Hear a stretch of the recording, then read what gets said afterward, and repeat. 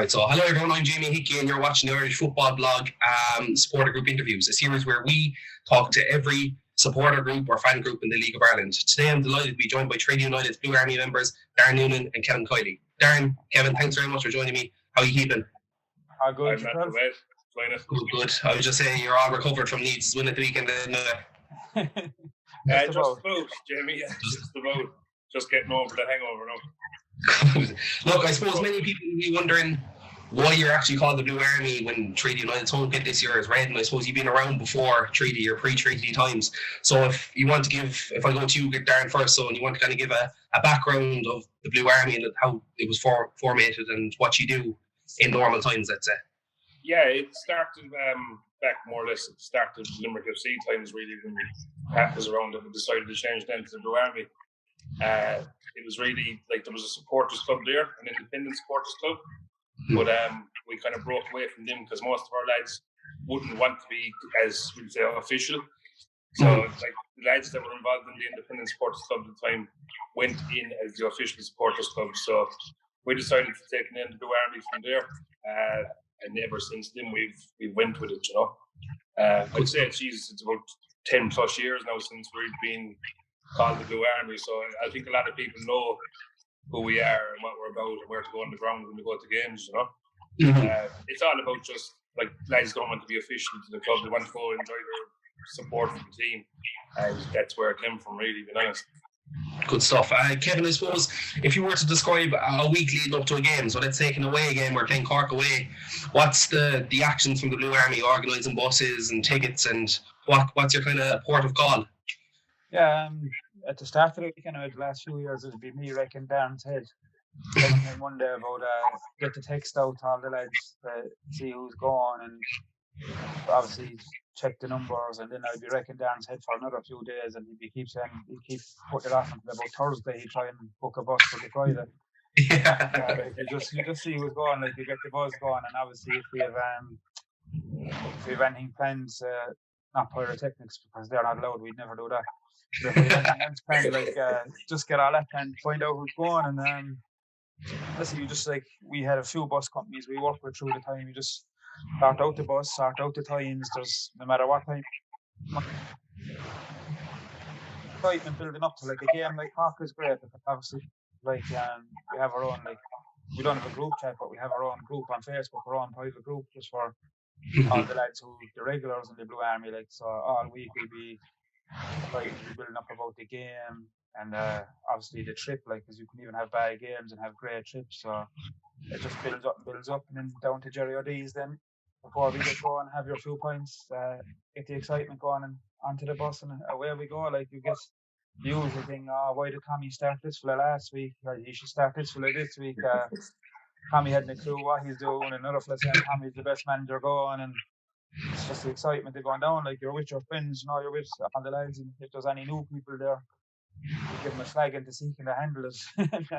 It's going and get the songs going. Like the amount of time we're planning, like someone would say, whatever, like Stoke City were playing on telly last night. They have a song we could use, and we practiced the whole way down in it.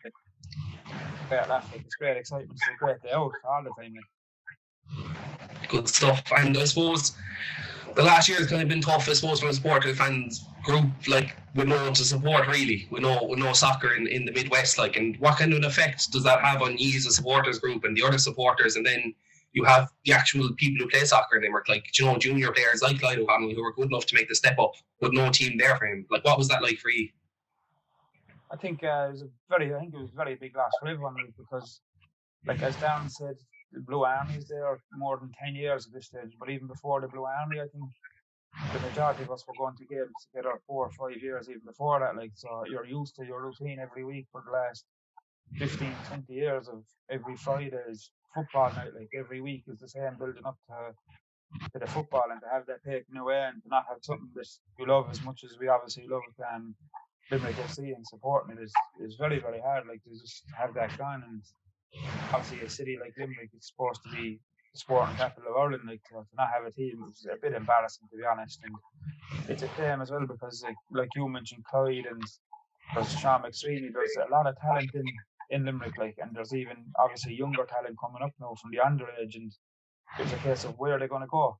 Like, you know, like even anyone, like you see Paddy O'Connor, or you see Chidozi, who obviously came from Cork, but went through Limerick to get to England. Like, so if there's no League of Mhm. Ireland club there, it makes it that little bit harder. I know they can go to Galway, and there's Limerick lads all around the league now, but it makes it a lot harder for, say, a lad doing well at, say, like Kells, at Pike, out the road, Newcastle West or somewhere.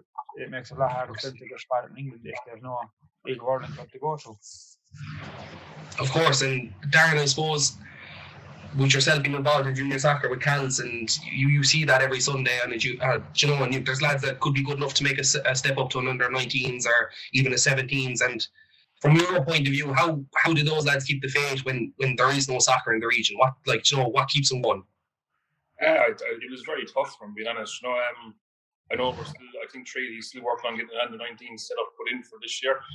There is some good young players around the town, and not having that pathway to the senior setup, I felt was heartbreaking for a lot of players. There's probably players there the last 2 years in minor level that have now missed out on a chance maybe to play League of Ireland football, due to Limerick FC going. So it was really tough on the likes of them. Like most clubs in town always have that one or two young fellas. They think they could probably make it to Limerick, and that's when you get in contact with like the coaches and stuff.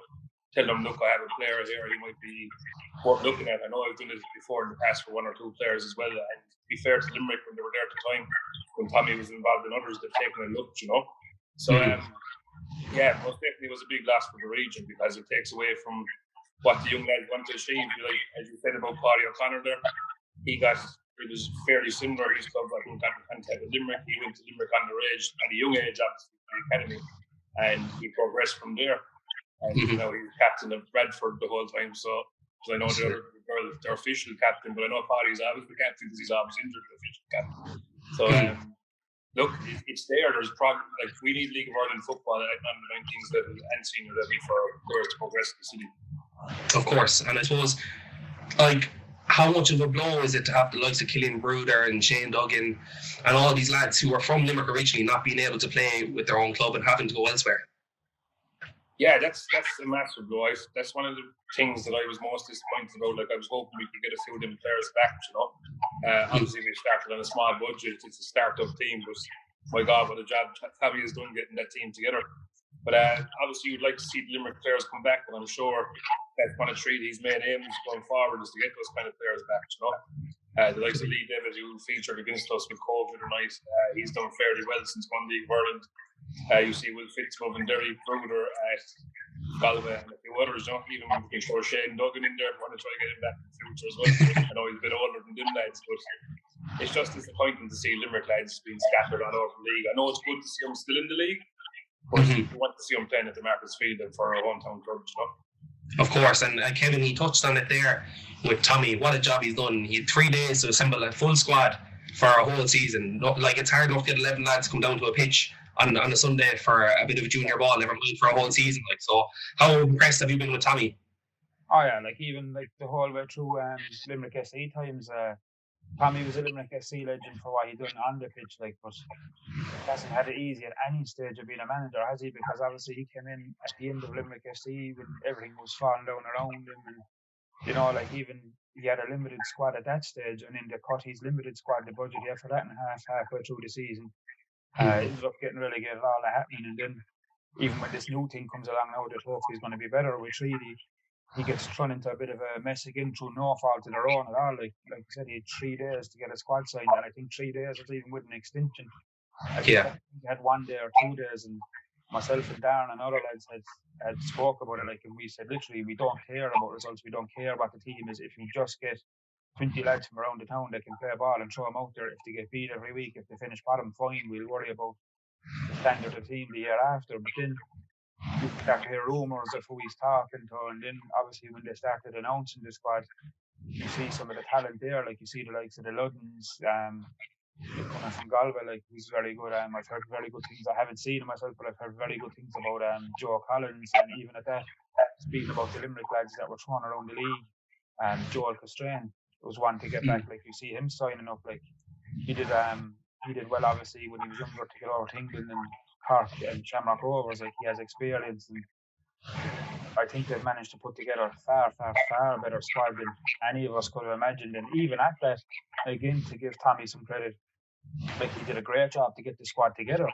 But even then, he seems to have been going past expectations the whole time so far, because even when he got the squad together, we were saying, right, that's a handy squad, but they're so far behind in pre-season.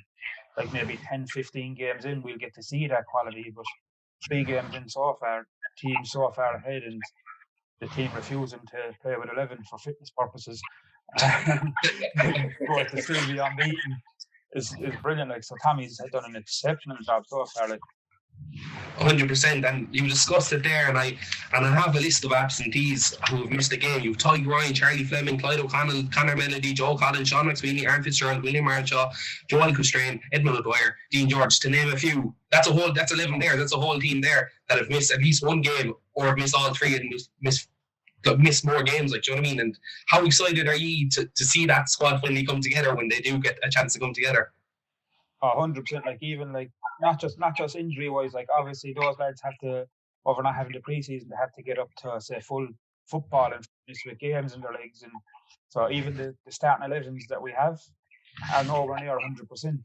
And then you look at, obviously, like the likes of Dean George, who has quality, Joe Collins, who like I said, I haven't seen, but I've heard he has quality. Like, there's those lads haven't played at all yet. Like, so not only do you have the quality we already have with the likes of Sean, with the likes of Clyde, with the likes of Joel, like, not only do you have them waiting to show the full impact they can have when they're fully fit, then you have the likes of Dean to come back in, you have the likes of Conor Melody and Joe to come back in. So, like, I think even what we're happy with now, I imagine in 15, 20 games time, you're going to be very, very hopeful for the next season when it all starts coming together. Like, of course. And Darren, I suppose having the soccer is massive, having it back is massive, then having the squad together is massive, having the board to back it then with the right people. From your point of view, how better or how different is this compared to old senior soccer models in Limerick that have come and gone? Well, we found out, like, the first thing that the new treaty lads done to us about a year ago, to be honest, is they reached out to us straight away, you know. We met up with them, we got our opinions on what we want to happen and stuff, and what we'd like to see as fans. So from the get-go, they've been very in the know, you know, what they want to do and what their plans are. So I thought that was brilliant, the fact that they came to us straight away. I think they've put in a really, really good lot of work with the women's and then on to the men's as well. And there's some good football people involved as well, which you definitely need at this level, you know. Like Michael Hearn there on the board and a few others like Sean O'Brien and stuff.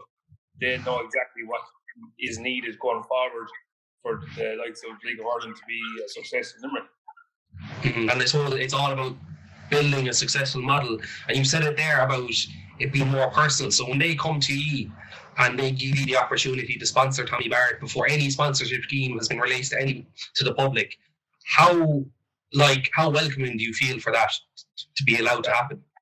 That was something I really wanted to do. I know we were like rallying there a while, trying to get funds in and try to have a charity game to maybe set up a co-op or something to try to get Limerick senior soccer side back, or any attempt at all to get it back, you know.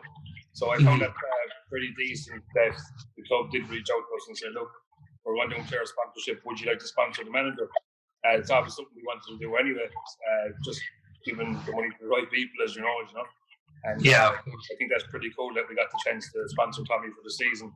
And to be fair, like most of the lads around the Blue Army anyway, know Tommy from quite a few from my Ross and around other places in Limerick. So like they'll be fairly happy that we've actually sponsored Tommy for the season. So. Good stuff. And I suppose, Kevin, you've spoken it there again, the back and forth on Twitter, and we spoke out before the club webinars and just the communication and how linked everybody is. That's massive for this club to be successful. Yeah, I think like that's one of the big selling points I always give for the League of Ireland compared to, say, English football and Premier League football is fine.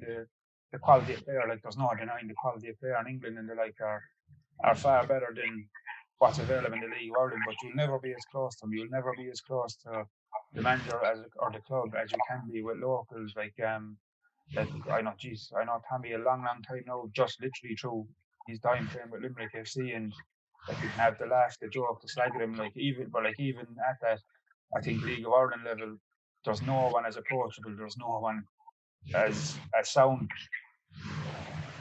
Like, the big difference between, I think, English football and League of Ireland football is obviously the quality of football is better in England, but you'll never have the connection that you have with League of Ireland football. Like, the likes of myself and Darren there, like, we'd known Tommy for years and years and years, just literally through him playing, seeing him at games and chatting away with him. And like, even at League of Ireland level, where things are a bit more approachable, Tommy is a level above that again. Like, I think everyone sees the laugh and the joke you can have with him on Twitter, like, in the whole 3D Stoners thing about changing the name of the Blue Army. Like, he's so approachable, and I think he's perfect to have, because of what you're saying, like, literally just for people to be able to connect with the club, because it's obviously difficult now with people not able to go to the games and everything being online. But then you go onto the webinar thing, and like, I think however many was there was a good few, like, and it's very hard to not come away from that and think, I really, really want these people to do well, because obviously Mike O'Hearn was on there. He spoke very well. Mike is great. Like, Mike has been in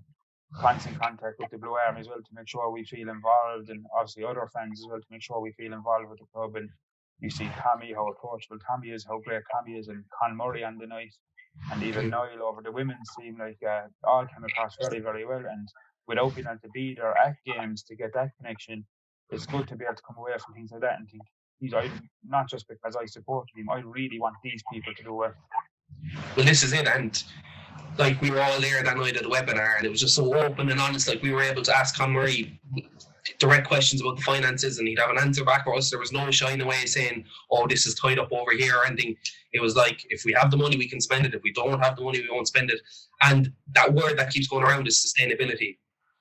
He spoke about the results not mattering as much, but I suppose, Darren, the sustainability of actually having a team for 20 and 30 years now, not giving it a go for 5 years and it falling apart, just to have it sustainable is massive. Yeah, that's massive. Like, you know, don't jump in like Limerick did and just go straight for the deep end and hope for the best, you know.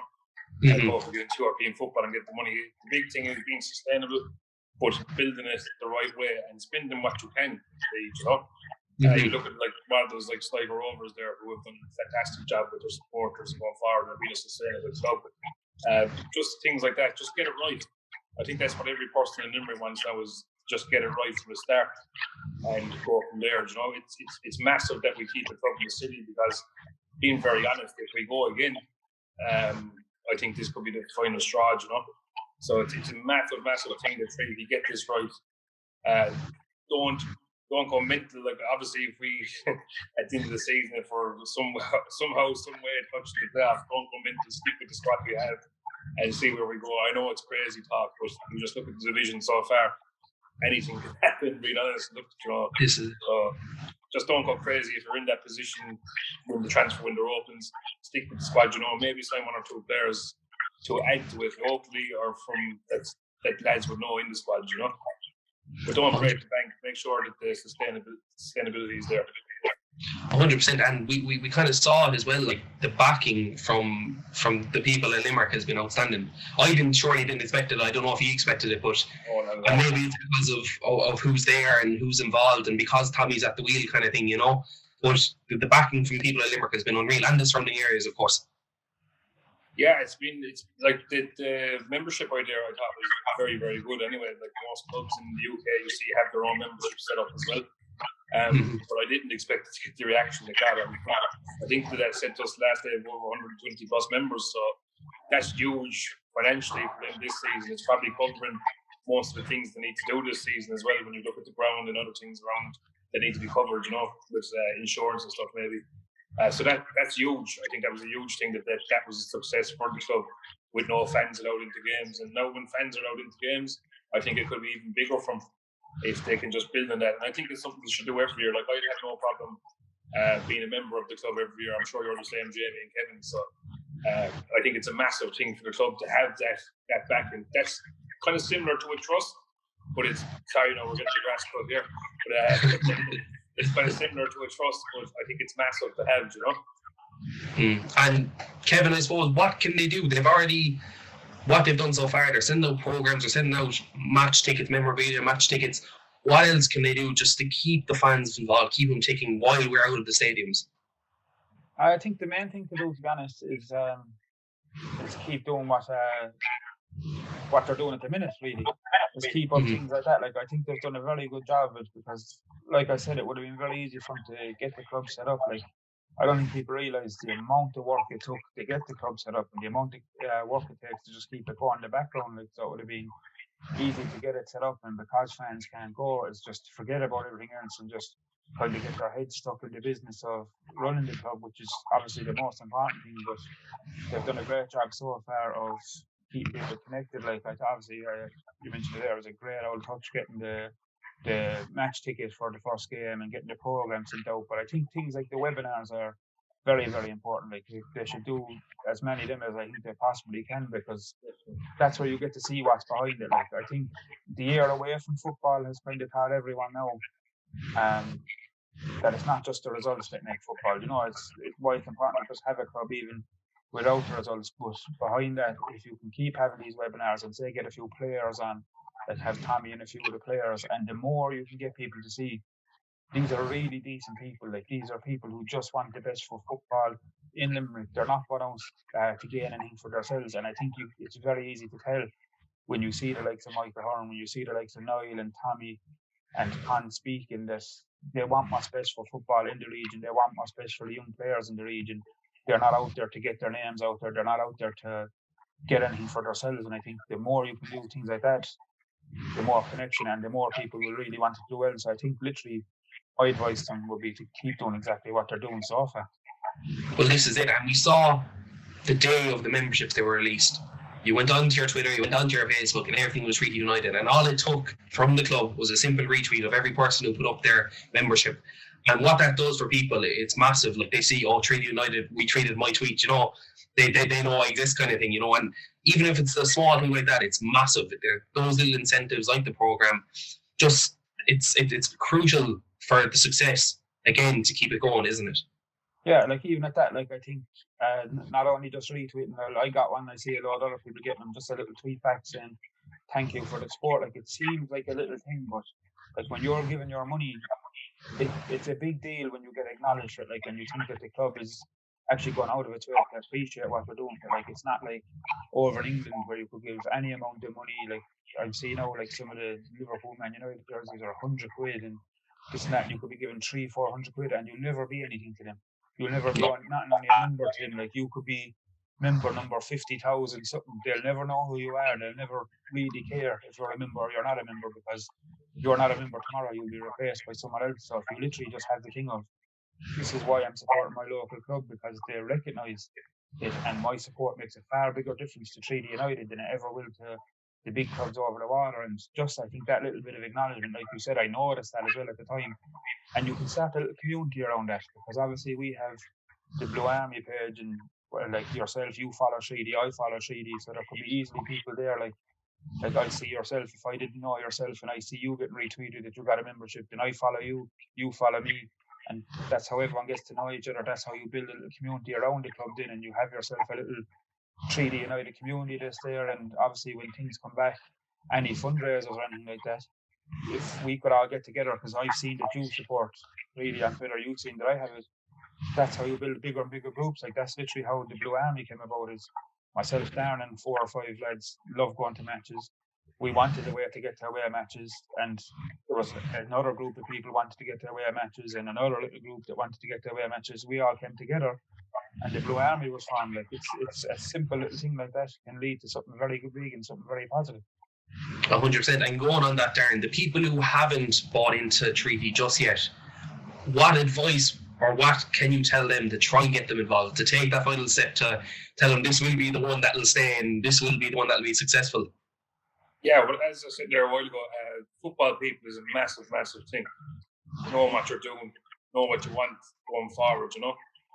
Still our local team, I know the name. I know a lot of people have said, oh, but the name is this, that, and the other, including ourselves. We were ranting about it for a while, but look, it is what it is. It's still our local senior soccer side in Limerick, you know.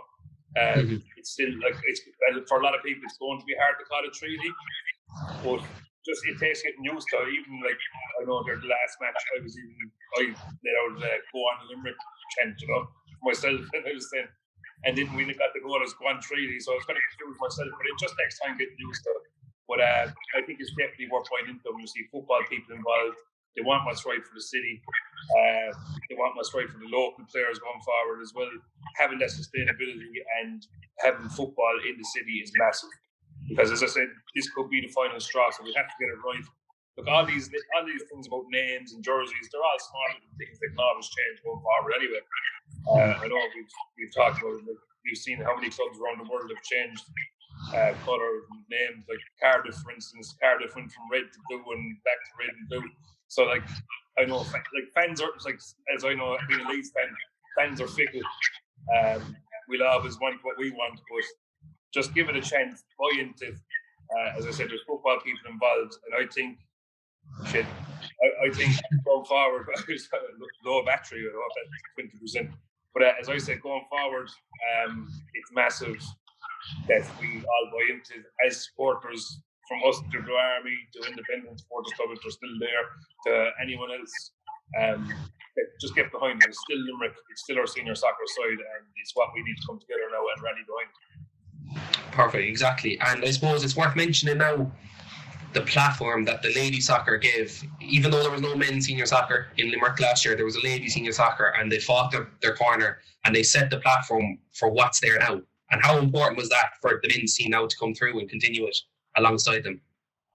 Well, like as you said there, set the platform is it got them used to getting around the grounds, like traveling to away games and stuff. Got the club used to doing that, so like it gave them like a feeder for how the League of Ireland will be. I know like the League of Ireland First Division is a massive step from the women's side of it at the moment, but like having that women's team gave them like a little feeder of what it's like to run the club, what it's like traveling to games, expenses, everything. It's just simple, small little things like that and how to run a club. I think that's why they're doing so well from the get-go for Treaty men's team. That's why people are kind of, they had that year to be ready. Most people thought it would be 2 years before we seen Treaty go for Senior League Ireland football, but I think, as you said there, that really gave them an idea of what it's going to be like. And as you've seen so far, they're prepared for what's coming towards them. You know? I think as well, sorry, just to say on that, because I know Michael Horn would want me to say.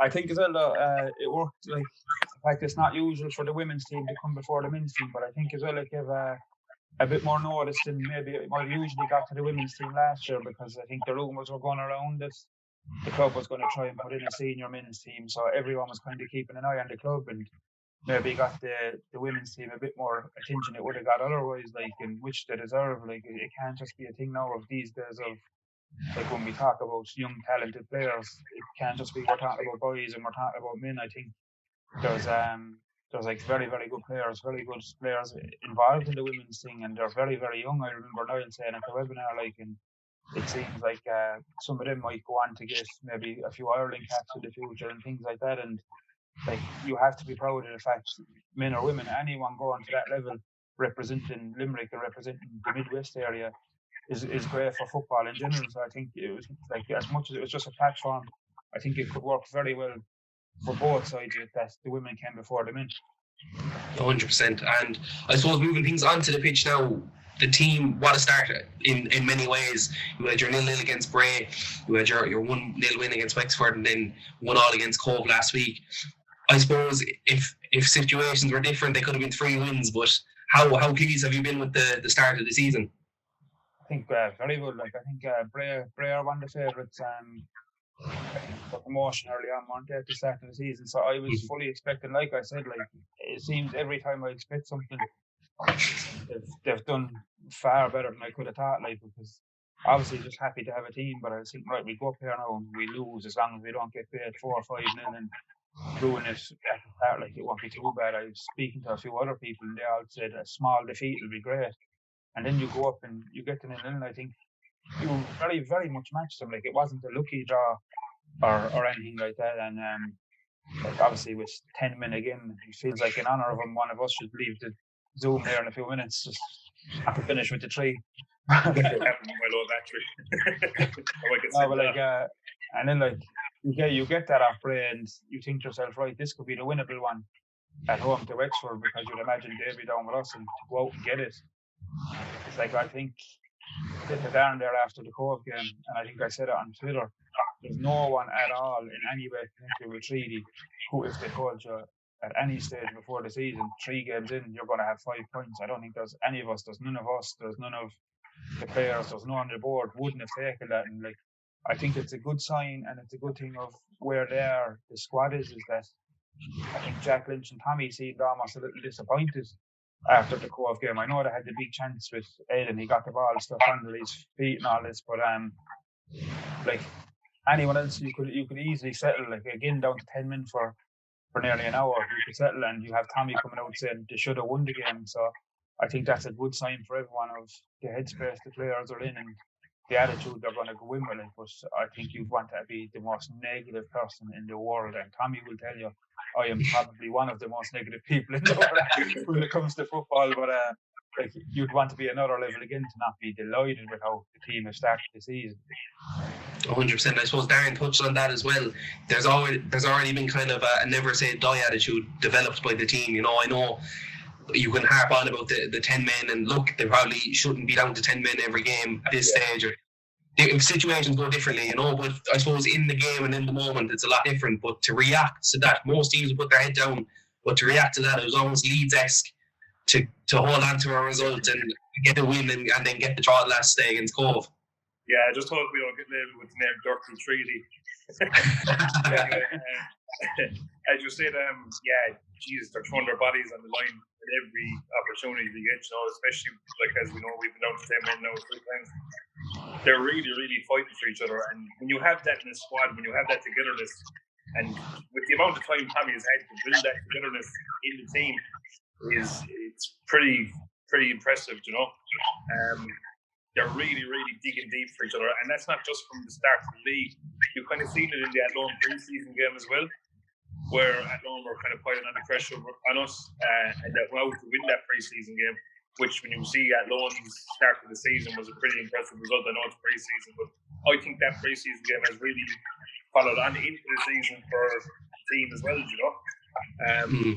Had very little chance to do any pre-season, but I think they've built confidence from that game that day in the Macclesfield, and they've really kicked on together. And as I said, they're surprising us, they're surprising more or less everyone in the league as well, and who knows how far they can go. Hopefully with Galway tomorrow we can keep 11 people on the pitch, and who knows, maybe we'll play them 6-0 or something. No, but not getting too carried away. The start of the season has been pretty amazing. As I said, like as Kevin said, they're going to Bray. You would expect not to be a 2 or 3 in defeat, and they more than deserve a point there. And the game against Wexford, they deserve to win. They fought for each other, they dug deep, they really worked hard. And I think we have a good League of Ireland team in our hands for the first season back. I think they're a fantastic bunch. And as I said, if we can add 1 or 2 players, who knows where we can finish in this league. It's a crazy division. We see the results so far, and bring it on, Cedric. Well, this is it, and I think he tweeted it out after the Wexford game, how many players we were missing, how many players are still to come back, and you can already see in that group there's a togetherness that has been developed already, and isn't just how massive that is for the results on the pitch. You know, like it's another small thing, but I think it was Jack Lynch speaking after the Cove game, and they're already calling each other by nicknames. And it might seem like a small thing, but for the amount of time they're together, that's massive. Like, you know, something like that is huge for success onto the pitch. Yeah, I think Jack is a good captain as well. He speaks very well from what I've seen so far, and I'd say he's really pushing the lads there in training. I know he's a bit of League of Ireland experience as well. We've got some quality players as well around the squad when you look at it, you know, like Mark Ludden. He's no spring chicken. He's been around the league a while. Sean McSweeney, who's been with us before, I think he's improved leaps and bounds. Very, very good player, you know. Red Hand has been with us a while. Joel Pastrane has been at Shamrock Rovers. He was playing Europa League football. Ty Grind, Crosswater, Huddersfield, Cork, Waterford, and so on. So we've got a good base there to build on, you know. And I think going forward, when you see the togetherness, we have a bunch of fighters there. Who knows? We can definitely upset teams, and I hope we upset like Cork and Shelburne as well going forward, and get wins against them. The two teams I'd be looking out for, hopefully, that we can upset for sure. And I suppose, looking forward to tomorrow night, Galway away, DC Park. I'm surprised Ian Stewart's at the Cole game let John Caulfield into the match, but he was down to watch us. He must be afraid, I'd say. But massive test, probably the toughest test yet. And like you said, keep 11 men on the pitch will be crucial. So, Kevin, I suppose, what are you kind of predicting for tomorrow? How do you think it'll go? 2 red cards. No, look, they're full of quality. You're looking at a midfield there of Ben Duggan and Conor McConnell. That would have been one of the best midfield tools in the Premier not so long ago.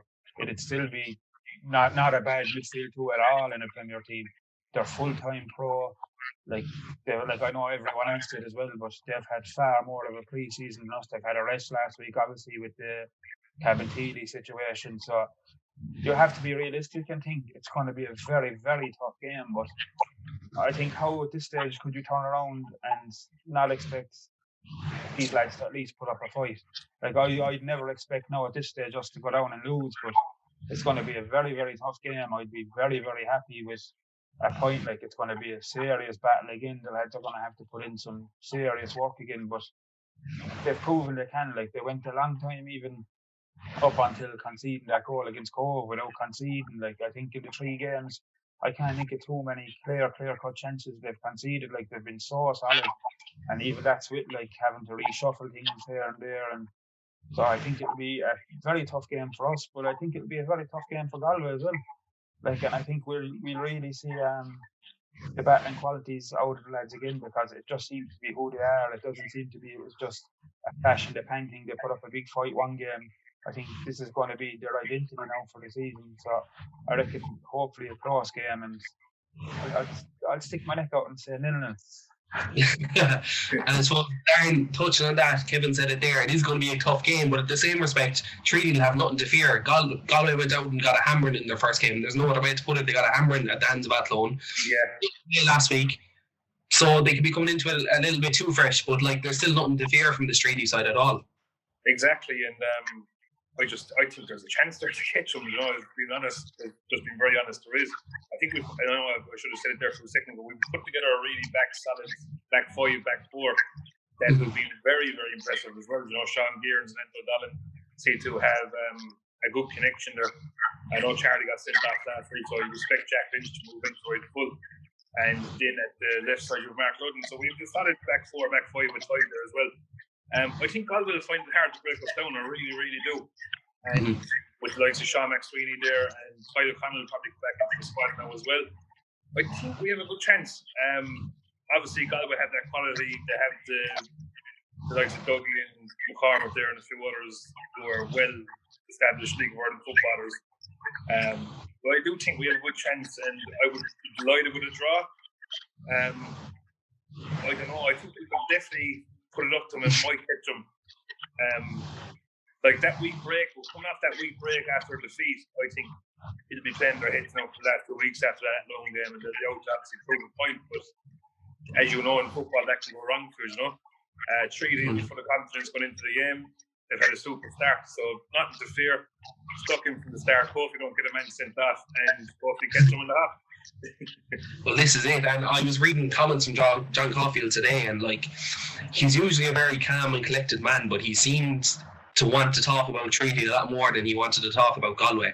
It was all Treaty of this player. They used to play with us, all this, but there was he just didn't seem confident, and you said it there. I reckon there could be a great opportunity to catch him on the break there tomorrow night.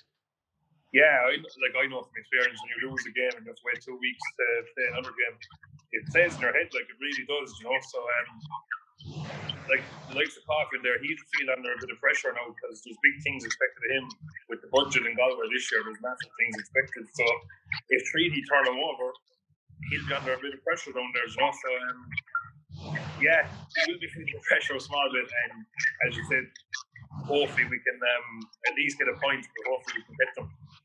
That 2 week break can work either way. It can be brilliant for Galway, or it could be a horrible ending from So hopefully Sean McSweeney sticks one in the back of the net and we hold out for 1-0 win and no red cards. A bit of a smash and grab. I suppose if you got to pass tomorrow, then what would you consider? I'll come to you first, Kevin. What would you consider a successful season on the pitch for a Treaty? I think literally just sound like an answer now Tommy might give, but just to develop some of the young lads we have. I don't think there's any set position in my mind. Like I don't think we will at this stage. But like I said at the start of the season, I'd have been fine with us finishing bottom. All things considered, like, but I think it's just give some bit of hope and let's see where we've come from in terms of pre-season. All like you'd hope to see a lot of development between now and then. Like you see the likes of Sean and Sweeney, and like Sean looked a quality player back when we had a bit of money and we had the bigger name players we had back then. He always looked like he could have burst on the scene, and that's why when it was gone for a year, you didn't want to be losing fellas like him to say like the other lads, Carlos Sullivan, perhaps, and all. I'm delighted Sean didn't end up anywhere like that. But I just want to see where the likes of him, where the likes of Joel, where the likes of Jack are after a full season of football, where maybe they're getting more minutes than they would have been afforded at previous clubs, and you'll have yourself a little base to build around in. And look, it'd be great. Obviously, I think we'd all love, and I can see it coming because the quality is there. A few little maybe big wins against, say, the likes of Cork, or like even if we were to pull off some kind of a shock against Galway tomorrow, because as we said, there's nothing to fear of them, but we're the only fully amateur club, I think Tommy said, in the first division, going up against a fully pro club. Mm-hmm. No, like it would be a bit of a shock. So a little few results like that along the way, and just to build, just to see the building going on, would be great. Like that's my only real hope. Other than that, I wouldn't put anything solid on it. I'm just happy to be back and happy to be able to watch a bit of football. Good. And Darren, what would you add to that? Yeah, it's like, I know we're getting carried away if we said playoffs, but if it happens, brilliant. But like you said, I'd be happy just to finish above bottom. And I think already we can see that's going to happen. So basically, they've nothing to fear. Take it one game at a time. I know that's Tommy's famous catchphrase in pre-season this year and going forward, but it really does work. You can take it one game at a time. If you get the one or two shock results against the likes of Galway, Cork, Shells, one or the other, it really works for confidence as well. If Treaty United can turn over Galway tomorrow, there's a real buzz around the place, and hopefully going into the summer, a few people get their jabs and we can get a few people back into the ground as well, you know. And yeah, they've nothing to fear, they've nothing to lose. No one's expecting miracles out of them, but if it happens, we'll grab it. So what we're going to do now is we're going to go on to the quick fire questions. So when I ask the question, Kevin, you go first, Darren, you follow, and just kind of give it the first thing that pops into your head, a little short line or a couple of lines, depending on the question, all right? I know, there's nothing too bad. So, Treaty United's key player for the season? Sean McSweeney, yeah, goal scorer. Treaty United star horse or one to watch? One to watch. Andrew O'Donnell. Treaty United's final league position? First. Sixth. Yes. Treaty United's final red card count? 400. 67. The first division winners? Treaty. Oh my God, first division winners is really hard to call, isn't it? It's tough. I was just going to say Galway because they're pro. Galway and Shell. Hopefully not, but probably them. The fixture you're most looking forward to this season? Cork, yeah. The fixture you're least looking forward to this season? Cove away on a rainy night. Well, no, not Cove. Cavan Teedy. What's the point in them, like? Whatever the last game of the season is for me, because then it'll be over. Yeah, we'll go with Cavan. The stadium you're looking forward to visiting the most? Markets Field. Turner's Park. The stadium you're least looking forward to visiting? Ferrycarrig. My God, Ferrycarrig. Yeah, geez, for everything. The worst ever, yeah. Forgot about them. Where do you want to see Treaty in 10 years' time? Champions League. So, in the Premier. It has to be in the Premier. Back in the Premier, yeah. Who's the joker of the Blue Army? Kevin Coyle either. we're very serious people. There is no jokers. If you're on the bus, you have to get through Kevin first. I suppose this could be the same answer as well. Who's the biggest liability in the Blue Army? Down, 100% down. Me. Anyone who reacts to conceding a goal by throwing a drum down 4 flights of steps is a liability. Yeah, poor Luke Grimes already got taken out that way. And home games or away days? Away it is, 100%. That's one thing. Can't wait to get back to get on the road, lads. And a few good stuff. I suppose. I suppose just look before we finish up. Just before we finish up, what's planned for the Blue Army in the future? I know there was a Limerick FC podcast before. Is there any podcasts on the return? Is there a Limerick or Treaty United Fan TV? What's in store? Jeez, you're looking to do it there now, Jamie. We'll follow you, Jamie. If you want to go ahead with it, Jamie, we'll rally in behind you. I said, if you want to start a podcast, me and Darren, you can host, and me and Darren come in. We're not doing the TV because the camera puts on £10, and we already have about 67 cameras on us, I think. Yeah. We look for one for our TV. That's it. You can bring the views, so that's what we'll do. Oh, we get the views. We won't be catching flies anyway. I'm very busy with the modelling as well. Oh yeah, the local model. Look, lads, I suppose for myself and everyone at the Irish Football Blog, I just want to thank you for giving your time up anyway and just having a chat with us. And it's great to actually look at the fans and talk to the fans that make the League of Ireland tick. It's a great way to start the series. I've thoroughly enjoyed it. And look, I hope to see you back in the Market Field as soon as possible in the supporters capacity, not a stewarding capacity. Yeah, so we'll see you anyway once you're hosting the podcast. That's it. Appreciate it. Thank you very much. Thanks very much. Man, take care.